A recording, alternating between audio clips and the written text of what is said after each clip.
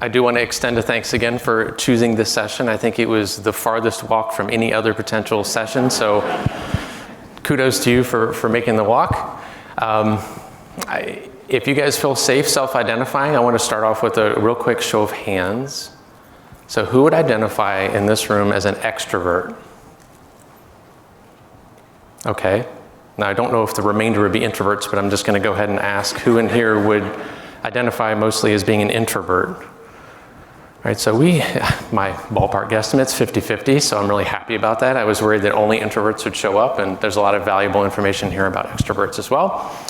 I want to start off by saying that this is quite literally a 3-year journey for me to be on stage talking about this topic. It all began a few years ago. I don't know if anybody actually saw Pat Waters' talk at LinkedIn Talent Connect about belonging. Did anybody? Well, very nice. Well, there's also links in this deck. You're probably going to get this deck sometime after the event. And there's over 20 links in the deck. A lot of it's supporting the research that I put into this, as well as videos like her talking about her speech where, you know, if you look at me, I don't really look like the typical diversity and inclusion person. I've always understood diversity and inclusion and the importance of it, but when I sat through her talk, it finally clicked because super short version of what she said was, when she was a child, she tried out for a baseball team. She was the only girl that tried out. She actually made the team, did really well, and then there was like a scuffle around the rules challenge and people saying, well, she's a girl, can she play? They had to check the rule books and said, actually, there's no rule that she can't play. So she was included on the team, but she didn't feel like she belonged on the team. At least initially, she wasn't treated equally, and it didn't feel like a good place for her to be, even though she was originally excited to be there. So this kind of got the idea in my head that I don't really understand, obviously I can't understand what it's like to be an underrepresented individual, but I do know what it feels like to not belong. And so it was during that session that I said, I think I finally have something I can tell my story to other people and maybe improve the situation of many other people. And then it was, well, actually, first I want to say diversity and inclusion is not enough. If you guys don't agree with me, that's fine. There's other people out there around the world. This is a fantastic quote from Atlassian where they're basically saying diversity and inclusion is not enough. There's an HBR article as well from Pat where she talks about the fact that if the result isn't a feeling of belonging, then the diversity and inclusion was pointless anyway, kind of like what Pat said in her story.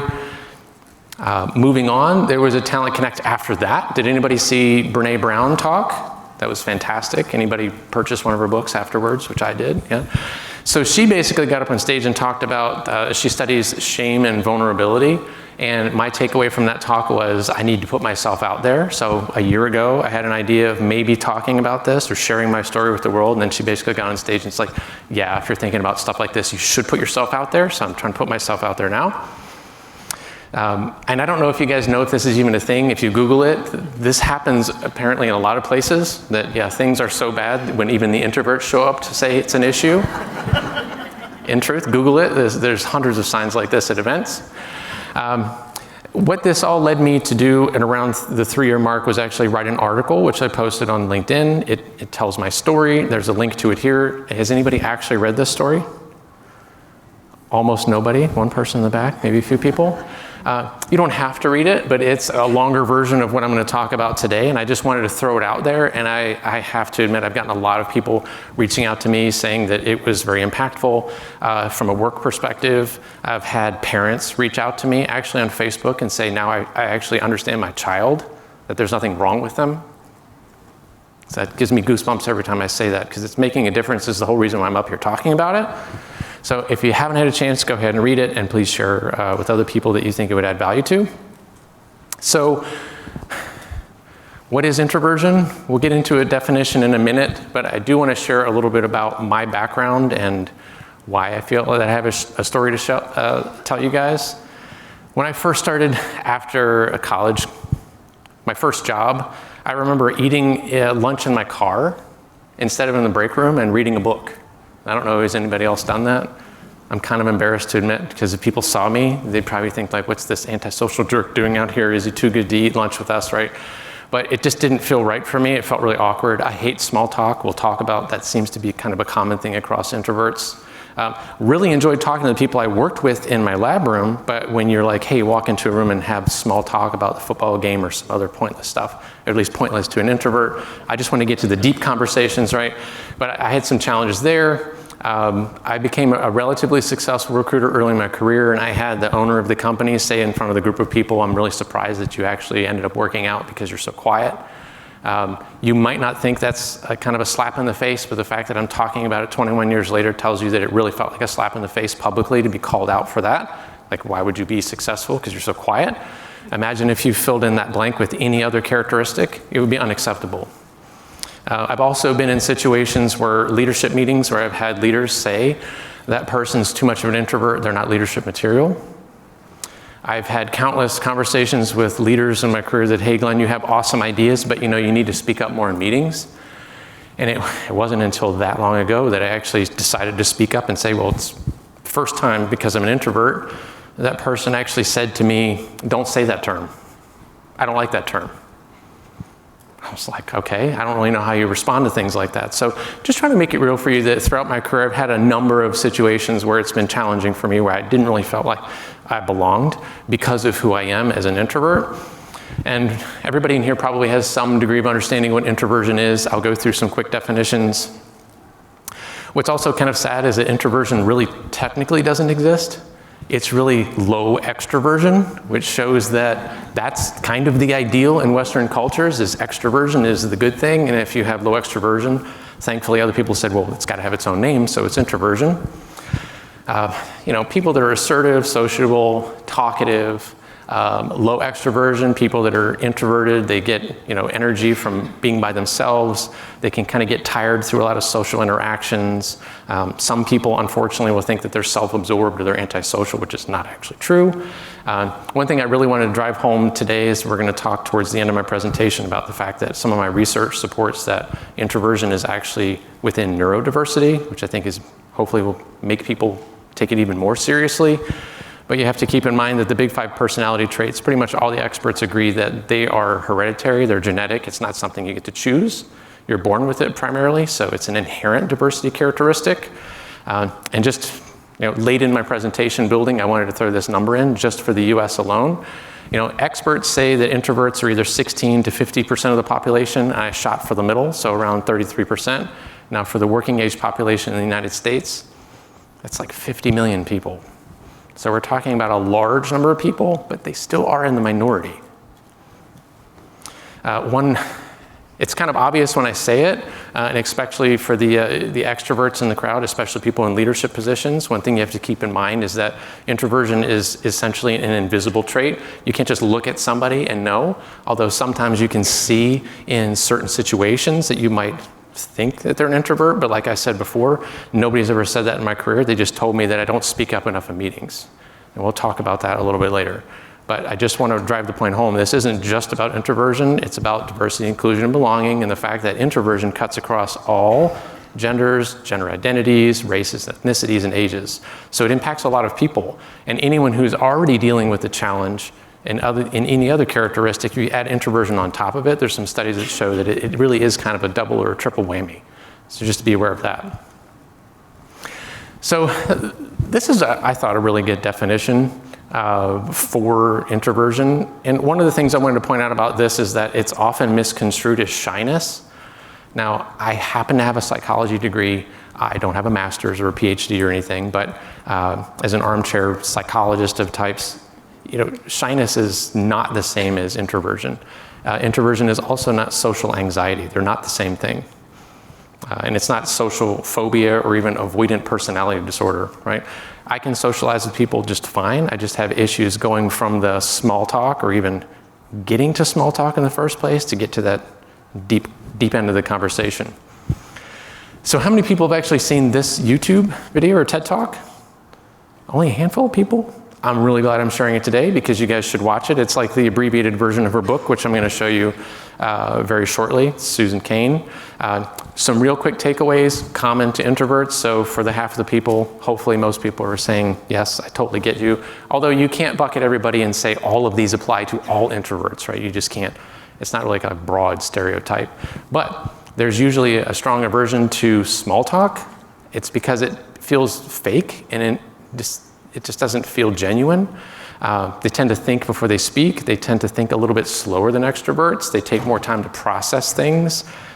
They tend not to self-promote as much as their extroverted peers.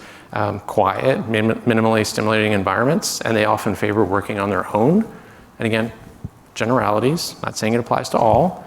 I really enjoyed putting this one together because in this slide, it basically shows what some of the strengths are associated with introverts versus some of the challenges that they face. Strengths of introverts, empathy and inclusion, like being aware of other people and how they're feeling. I don't know if other introverts in the room feel this, but I feel like I can really get a sense of a conversation. I can read people really well, whether they're really interested in talking to me or not. A lot of nonverbal cues I just pick up on immediately, and I've talked to other introverts and they seem to be, it's a trend. Writing also. Does anybody write, any introverts like write really long emails?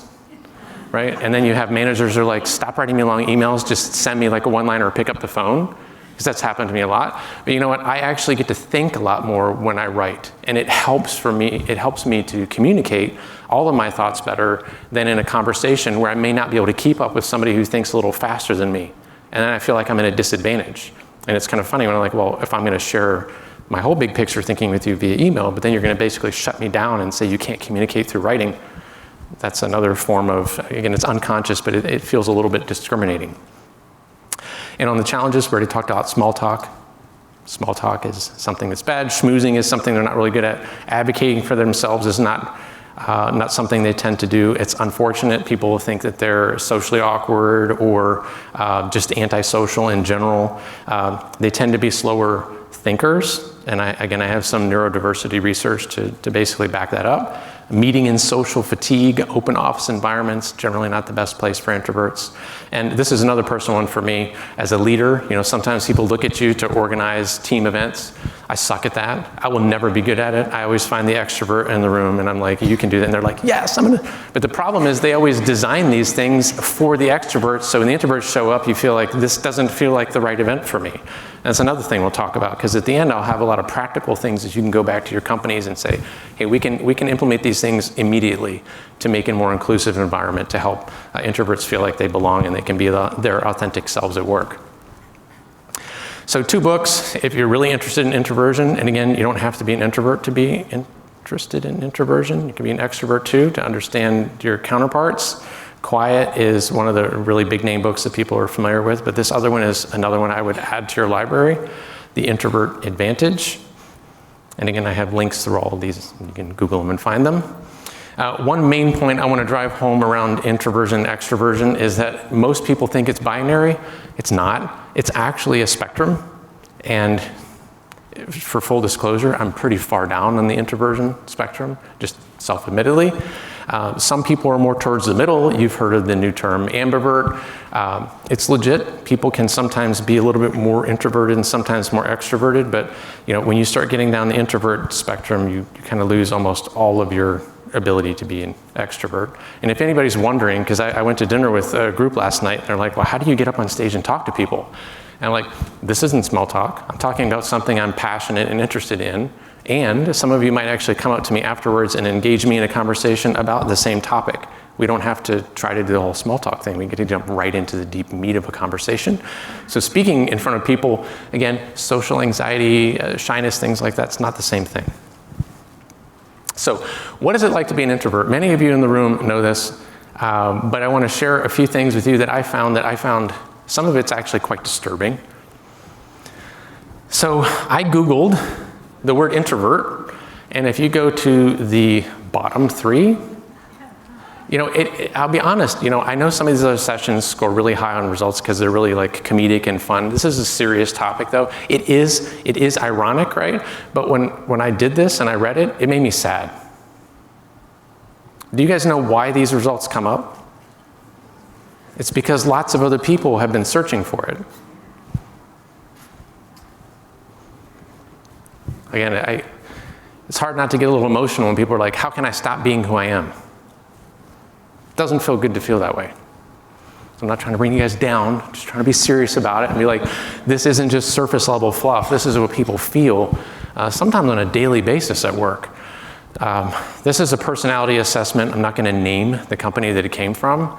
I pointed it out to them, and what does it immediately kind of hit you in the face say? Right? You want to be high on emotional stability.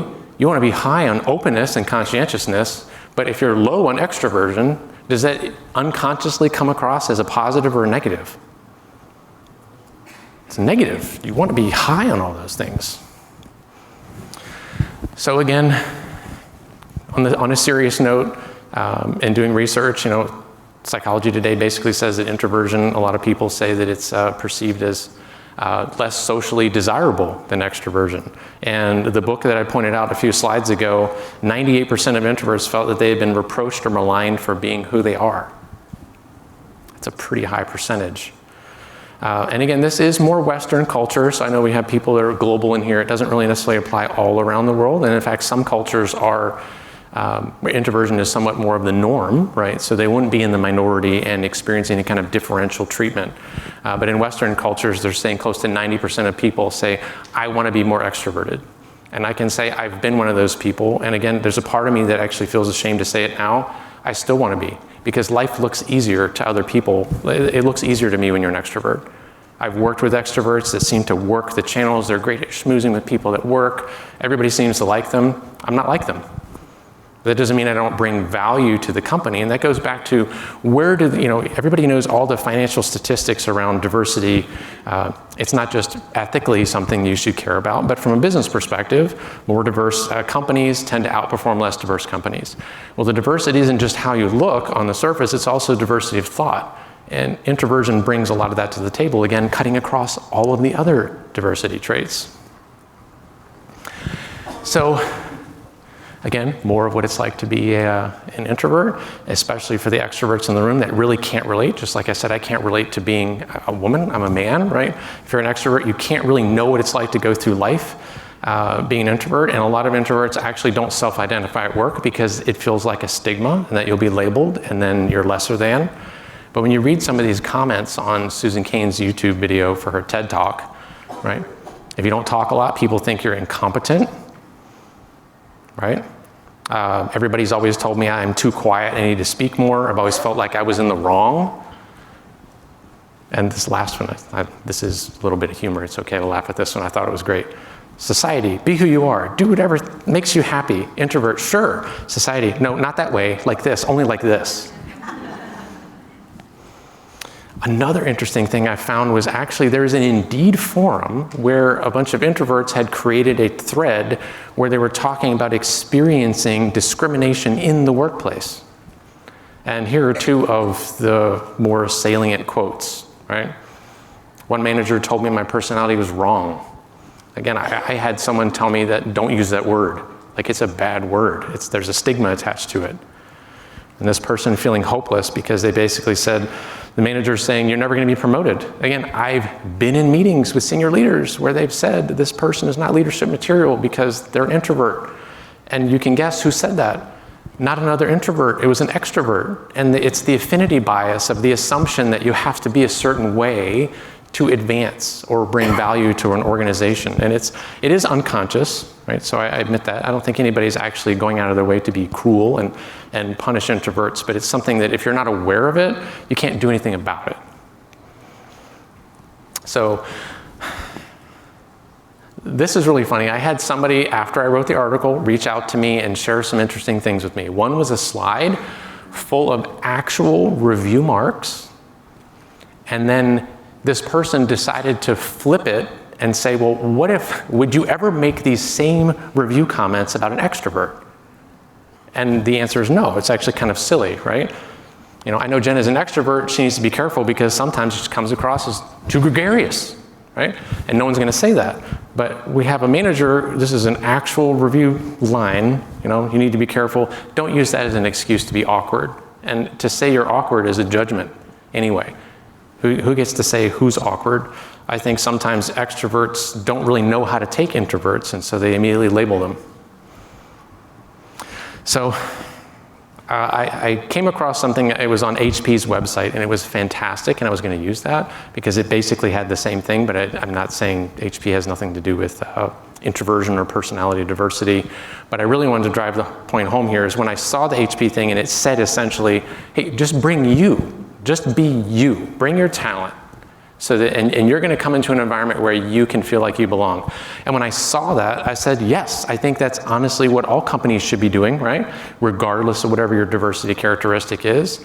But I can say in my career, I've never actually felt that I can actually just be me and that I will be accepted for who I am and that I can be myself and identify without people kind of stigmatizing me. So this is the goal, but I don't think it's delivered on nearly enough, and it doesn't feel like it, and again, I can only tell my story, but it doesn't feel like it's been that way for me throughout my career.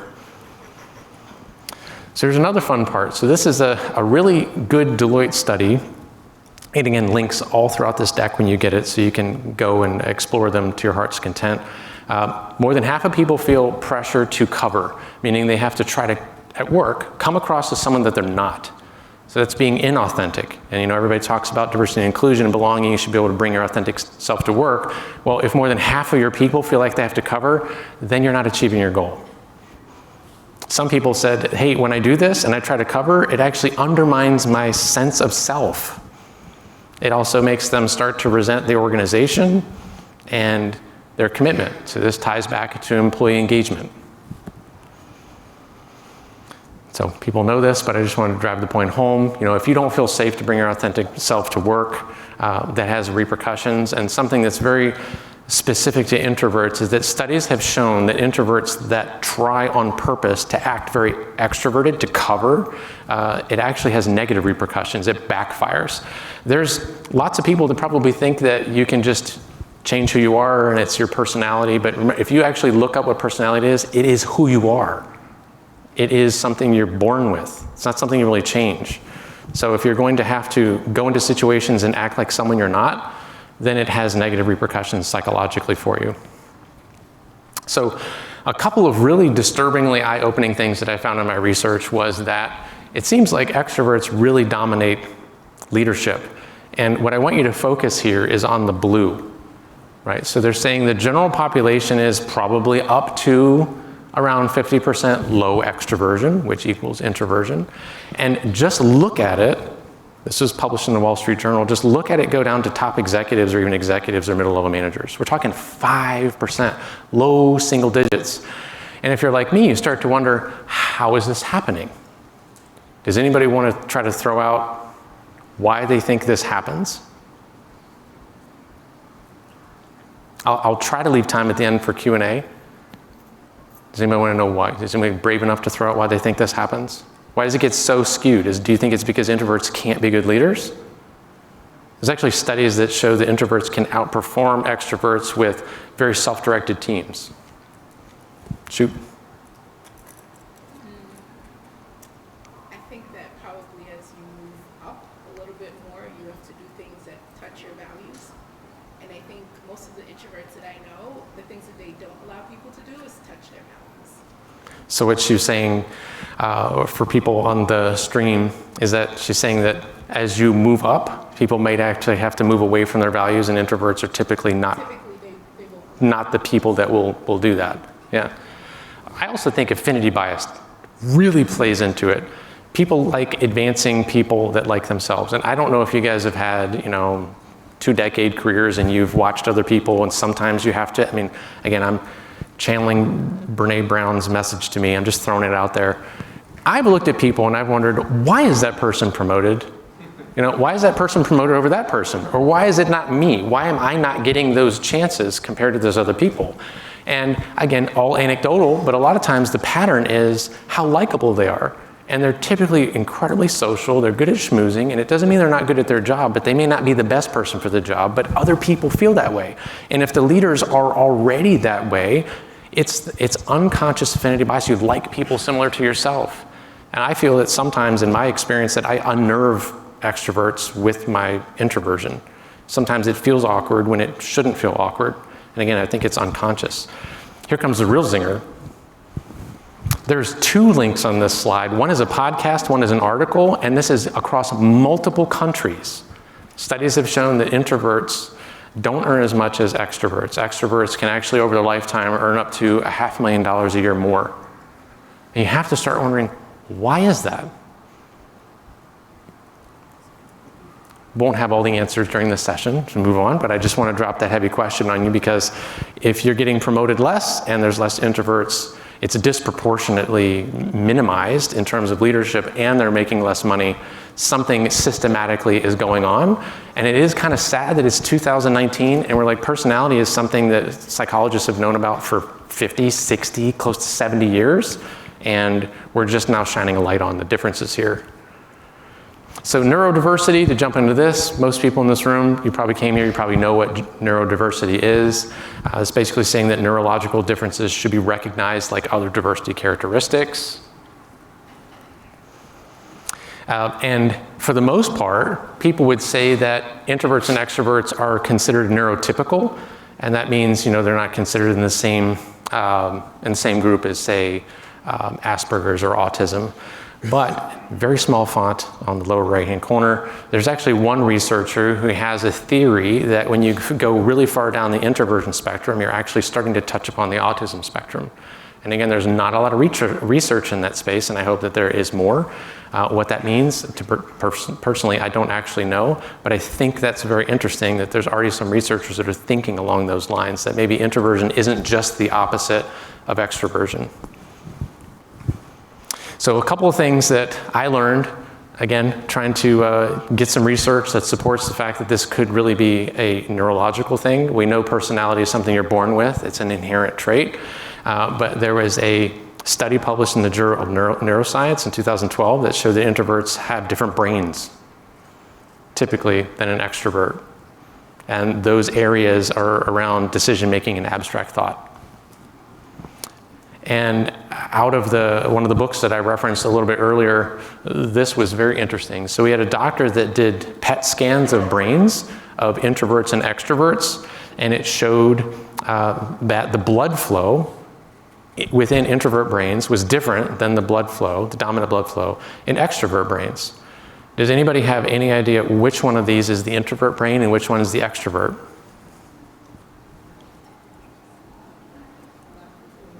I'm the kind of person that doesn't call out answers either because I'm nervous I'm going to be wrong.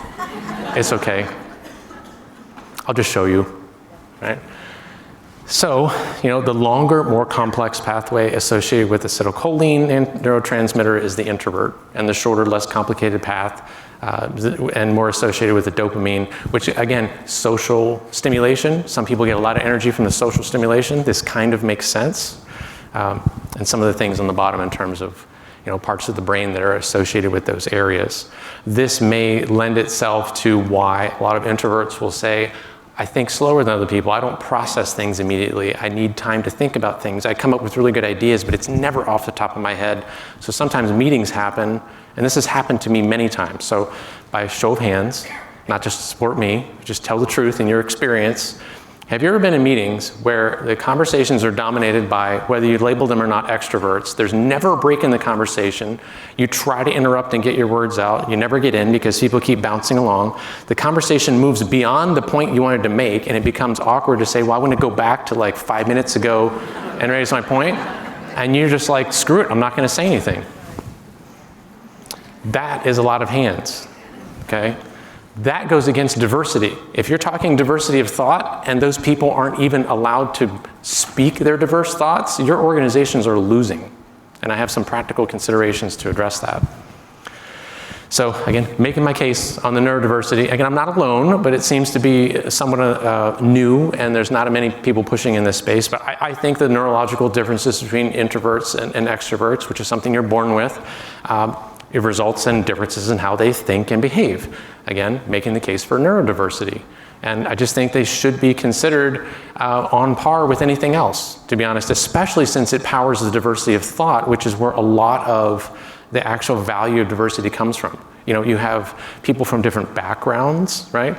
And they bring diversity that way. Well, introverts bring diversity in terms of how they even process information and how they think about things. And sometimes many introverts, if you're going to use some stereotypes, is that they're able to synthesize bigger picture things and kind of see things sometimes that other people can't. And I definitely identify with that.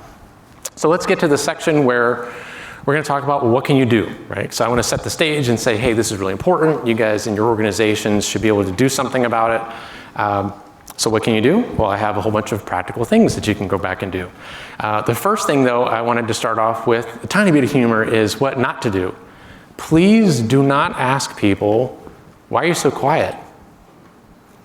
What's wrong? I can't tell you how many times I've had people ask me in work settings around coworkers. It calls me out and it makes me uncomfortable.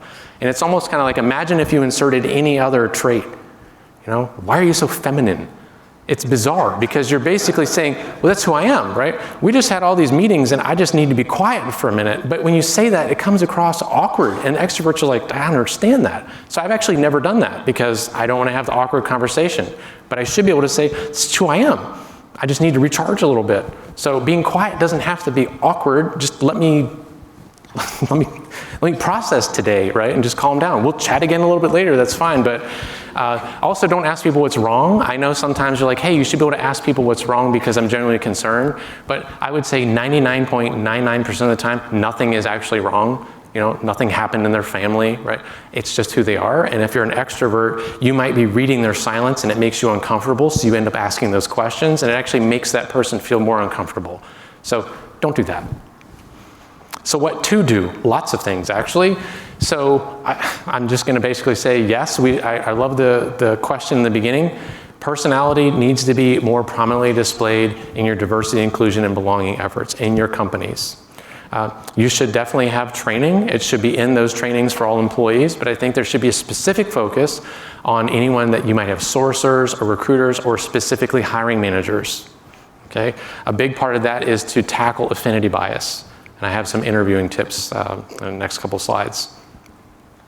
This is something I've struggled with my entire life, is the after-work activities. I don't know if any other introverts dread them. Sometimes you probably like to be invited, but you don't want to go. I mean, there's so many comics. There's a lot of introverted comics online, and a lot of it is around things like that. Well, it kind of bothers me if you don't invite me, but I'd rather not go. But if it's mandatory, and the types of people who love those types of situations with the networking and the mixing and people you don't know, that is like an extrovert's paradise. Like, they go in and they operate. They can work the room. I can't do it. I've tried for many years, and one of the things that I've learned in research is that you have to accept who you are. But it's tough to accept who you are when it feels like other people around you don't accept who you are. So if you're the one person that's in the corner looking at their phone, right? Glen's over there, he's antisocial. If it's an executive, like, well, he's got to be good at work in the room, right? A lot of those stereotypes are still existent today. That hurts introverts. So after work activities, while mandatory, if you do, and again, I don't have time to cover it today, but I do think conferences and after work activities, there are ways that you can design them that they can be more inclusive for extroverts and introverts. That might be like a separate post or a talk, or if anybody has any ideas, I would love to hear from you. This might call some people out. I know some introverts like me for many years never even actually uttered the word introvert in their work environment because I was afraid to actually say it because I was worried that I would be labeled and it would somehow limit my career path. Just being honest. But if you don't know what people's personality characteristics are, you can't appreciate it, you can't recognize it, you can't do something about it. So you may want to consider using these types of assessments in your organization as long as you can guarantee that it's never going to be used in a way where it actually systematically discriminates against those people and labels them in a negative way. Meetings. Again, dinner conversation last night was fantastic. A guy, without me even telling him what I was talking about, he's like, in meetings, conversation moves past, I never get a chance to speak up, don't get a chance to share. It's a missed opportunity. There was a really interesting study of a large bank, and this wasn't just introversion or extroversion. It basically said, hey, when you have a contribution to make in a meeting, how often are you always able to make that? Now, this has to do with all people. 35% said all the time. And again, your organizations suffer if you're basically having a meeting where you should be talking about what is everybody thinking, what are people's best ideas, and if 2/3 of the time the ideas come out, again, your organization loses. And when it comes to meetings that can be more inclusive of introverts, you definitely have to have a moderator. I can't tell you how many times I've been in meetings where extroverts dominate. They're not doing it on purpose, but people let it happen. And you shouldn't put the introverts in the position where they're the ones that have to out-extrovert the extroverts that are dominating with no break. Some people start talking before the other person ends. And I'm just gonna tell you straight, I'm not saying I'm better than anybody, but I don't like doing that. I shouldn't have to interrupt somebody to get my point out. So unless you have somebody controlling the flow of the conversation, that could be a negative. Call on people who haven't spoken yet. It's really helpful when you can notice that, hey, there's been 3 people that haven't contributed. Get them towards the end. Give them more time to process. They may be sitting on ideas, and it's okay even if it's going back earlier in the conversation. It's something I've actually gotten better now too, where I've just had to speak up and be like, I know the conversation has moved on, but I actually have a really a valuable thing to share about something we talked about 10 minutes ago, and I just go ahead and throw it out just to make sure I share it. Don't allow people to interrupt other people. Don't force people to interrupt others. This is a huge one. I stumbled this on my own years ago. Send out pre-reads. You know, I don't know if you've ever been in meetings where the meeting is going through the PowerPoint or things like that. Years ago, I'm like, this is stupid. We should send the PowerPoint out beforehand. Everybody looks at the PowerPoint. You come to the meeting to discuss, not go slide by slide. That also allows the introverts time to consume the information, process it, come to the meeting ready to share. Because if you're going slide by slide, again, same thing can happen. They can be left behind as you move on. And then sometimes they're like, well, I'm just not going to share because I have an idea on slide 5 and now we're on slide 20. Meeting summaries afterwards can be massive to basically allow people to say, look, if you're like me, sometimes your best ideas come after the meeting. But if there's no mechanism to be able to collect that, again, your organization is missing out on good ideas. Group work, brainstorming is absolute hell for introverts. Always has been for me. Extroverts in my group always dominate. I end up being kind of quiet. And again, it takes me time to process the information. I don't know if anybody's familiar with the term brainwriting. It's interesting, there's a link in here. It's essentially in the first few minutes or however long you want to do it in a brainstorming session where you're trying to get ideas from everybody, is that nobody talks, everybody writes ideas down on Post-its and they actually pass them around and there's no name on them. And eventually people are saying, they add things like yes and. Right? So they take someone's idea and they continue on it, or how might we, and then you have people add all the ideas and no names are on it, so it's not about who contributes, and you give the introverts some time to actually think it through rather than it being dominated by extroverts. And again, I'm not trying to be negative on extroverts, I'm just saying I've been in these situations and I often feel like I don't get a chance to contribute. Interviewing, this is actually from a LinkedIn article. I quoted it because these quotes are brilliant. It was actually Bruce Anderson that said this, and it basically said that most interviews are geared towards extroverts. They favor extroverts. And you may not really think about that, but if you're confident, charismatic, fast-talking, not just fast-talking like BS, but I mean like really quick thinker, it tends to impress people. I'm still impressed by people who think quickly. I've worked with executives who think probably 4 times faster than me. And I'll be honest with you, there's some times where I feel like this person probably thinks that I'm not very smart or that I don't have anything to add, because if I can't keep up and I don't have something to say quickly in return, maybe the impression I'm making is I got nothing. And I hate that. I don't want to be perceived that way. You know, I should be able to follow up with my ideas. More on interviewing. Again, this is massive. It's not about how social or awkward they are, but you know what? We're human. Even if it's video interviewing, sometimes you like the people who come across that are more outgoing because it is just how it is. And that's why people like me and other introverts are probably like, yeah, if I had a magic wand and I could be more extroverted, why wouldn't I be? Right? Because it can help you. But you're not hiring people for small talk or their ability to schmooze and make a connection with the interviewer. It has nothing to do with that. You're actually hiring people who can do the job, not people that can make a good impression on an interview in terms of how well they talk. The eye contact is huge also. I don't know if you guys are aware, or even as introverts you're aware, that very often when you're talking, you're not actually making eye contact with people. I've become very aware of it, and I just tell people. But you know, eye contact is a big deal. You know, even interview coaching is about making eye contact. And it's basically saying, hey, go against your natural instinct to kind of look away, and as you're processing, you're talking. I do it all the time. Video interviews, I think, is something, especially if you use any AI, video interviewing solutions, you might want to be careful about that, because I know one of the factors they tend to look at has to do with maintaining eye contact or camera contact. And make sure your hiring managers are prepped for affinity bias. They shouldn't just hire people like them, especially if your hiring managers are extroverts, which I showed you in a previous slide. There's a lot of companies that have extroverts dominating those positions. Interviewing, some people have a problem with this suggestion, but I have some examples of how Facebook is doing this specifically for software engineers, not on introversion, but giving people a chance to know, what am I going to ask you? So that an introvert doesn't have to come into the situation and immediately try to think of the best answer off the top of their head, when that may put them at a disadvantage. If you send out the types of things that you're going to be talking about, that gives them a chance to prep. Why wouldn't you want them to do the best they can? Is it about, this quote on the bottom is great, the whole unconscious belief that smart people think on their feet? It's not true. There's no correlation between, how fast you can come up with an idea with how smart or how good your idea is. So you have to accommodate these things during the interviewing process. I want to make sure I have time to talk about this. This is one of the very positive things that came out of the post that I wrote back in February. I had a gentleman by the name of Ryan Showalter reach out to me. He works for a company called 8451, which, if you don't know, is kind of the data and analytics arm of Kroger. If anybody's familiar with Kroger.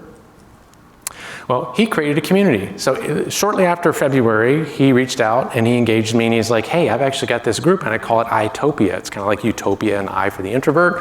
And he has a vision, he has a mission, and it started out with 2 people, just 2 people. And you want to know the reason why it started off so small is because he had a hard time finding people who admit that they were introverted and that they needed to talk about these things. So it's kind of like an employee resource group. It now has over 60 people. Here's how it works in terms of the pods. It's essentially a safe environment where introverts and extroverts can work together. It's not dissimilar to other employee resource groups for different groups, but it helps shine a light on the difference between introversion and extroversion and how we can create a better environment for 8451. And I'm very proud of Ryan because his work in 8451 got the attention of the CHRO and Chief Diversity Officer at Kroger. I think he's going to be in a panel internally on it. This is something, I'm getting close on time, but this is one of the most brilliant things that he shared with me. It's basically what he calls flipping the script, and this is for reviews for people that are introverts. When managers say you don't speak up enough, right? You don't seem engaged during meetings, or I'm unaware of your perspective and I want to hear it. What's really interesting is you see these are super practical pieces of advice to give the hiring managers so they understand how does this actually impact the introvert, right? And guess what? What does it feel like to the introvert? The frequency that I speak up is a measure of how valuable I am. That really resonated with me because a lot of times people say, hey, you need to speak up more. Well, part of it is maybe we need to run meetings differently so I actually can speak up more, right? But my value isn't, do I out-talk everybody? And are you checking tick marks? And did Glenn speak in this meeting? Did Glenn speak in this meeting? Right? So really interesting guide that he has there, and very proud of the fact that 8451 has actually put it up prominently on their own website under their diversity and inclusion section. They have their a whole page dedicated just to introversion and extroversion, so personality. Diversity. So wrapping up, if you're an introvert, here's a few things that I would like to pass on to you. I know sometimes we don't have the luxury of choosing our workplace with care or having a sense of whether or not the company or even the group that you're going to be reporting into is introvert friendly. I don't think there are many right now that are purposely designed to be that way. But to be quite honest, that's why my 3-year journey has led me to be on the stage and talk about it, because I want more people talking about this so we can shine a light on it, so we can impact millions of people. Literally millions of people, I hope, are positively impacted by more people shining a light on the difference in personality of introversion and extroversion. Indicators of introversion-friendly work environment, probably not surprising, right? Can you work remote? I work remote a lot. I really work well remote, right? Making time for yourself is important. Spaces to work alone. I know a lot of places it becomes the joke, right? The open work environment can be challenging for introverts. It's not impossible to work in that environment. I have too, but sometimes I've resorted to putting headphones on to kind of tell people I'm busy, I need a block of time to think about things and work on it. Block your calendar. I still am not good enough at that. Because otherwise, if you end up having meeting after meeting after meeting, it drains the crap out of you, and you don't really have a lot of time to sit back and process and reflect and then create valuable content or come up with new ideas. And I actually plan on writing an article on this last one, which is seeking leaders who are givers and not takers.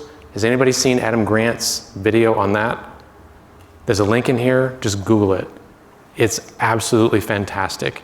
And I think it's my own hypothesis is that I think many extroverts are unknowingly takers, and I think that introverts are unknowingly givers. I'll just leave it at that. Do your own research there and be on the lookout. Maybe I'll talk about it sometime in the future, but it's probably some of the best career advice I can give you. So key takeaways, just to wrap up. Just remember, introversion is not a choice. It's not something somebody can go read a self-help book and just fix themselves for the extroverts in the room. Again, I'm not picking on you, but if you don't understand what it's like, just trying to paint a picture so you can get a better sense. The stat is they're outnumbered 2 to 1. And it cuts across all genders, ages, gender identities, races, and ethnicities. And sadly enough, some studies have shown that extroverts out-earn introverts, and that extroverts tend to get promoted more often and dominate leadership positions, and I feel that sometimes that creates that vicious cycle of affinity bias. And lastly, introvert brains are different than extrovert brains. I think that's kind of the basis of neurodiversity, right? When it comes to the definition, I think that you need to be including introversion, extroversion into your DIBS efforts. This is a long list, right? But your workplace, your meetings, your activities, your interviews, your hiring, your reviews, your promotions need to be inclusive of introverts. And my final call to action is that you really need to help your organizations create a culture where introverts can feel like they belong and they can bring their authentic selves to work and add the unique value that they can bring. And that's all I have.